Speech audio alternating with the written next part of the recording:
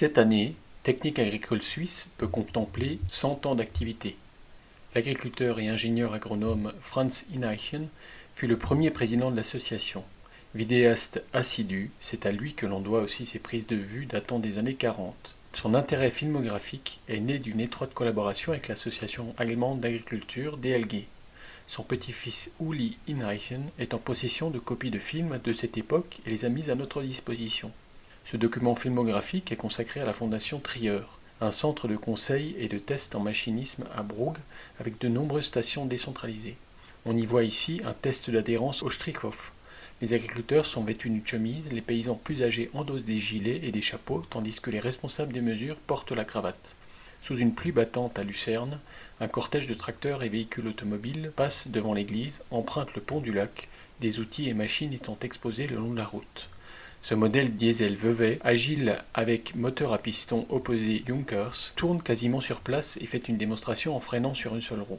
La prise de force arrière et le dispositif d'attelage sont intégrés très au-dessus de l'essieu arrière. C'est lors de la traction d'une charrue à la chaîne que l'on constate le manque de masse à l'avant. Ce moteur continue à tourner après l'éloignement de la culasse et peut ainsi être mieux aéré. Ce tracteur diesel Kepperli, probablement un tracteur modifié d'Allgaier avec refroidissement par vapeur d'eau, fait une démonstration dans cette séquence avec une charrue monocore avec sécurité anti-rupture intégrée. Cela se poursuit avec un tracteur Cletrac construit par la Cleveland Tractor Company des États-Unis qui tracte ici d'abord une charrue à double corps puis travaille avec une herse.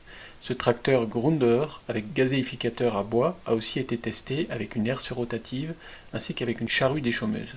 La vérification des capacités tout-terrain de cette Jeep américaine originale était plutôt une partie de plaisir. Voici maintenant une démonstration de pression au sol un peu particulière. Cette bineuse était équipée d'une commande au pied. Et cette faneuse était déjà entraînée par une prise de force avant-gardiste. La Fondation Trier s'est ensuite élevée au rang d'Institut suisse pour le machinisme et la rationalisation du travail dans l'agriculture. À partir de 1969, la Station fédérale de recherche en économie et technologie agricole FAT de Tennicon, aujourd'hui Agroscope, a repris une partie de ses missions. En 2017, ces tests sur les machines ont été abandonnés en Suisse pour des raisons de coût.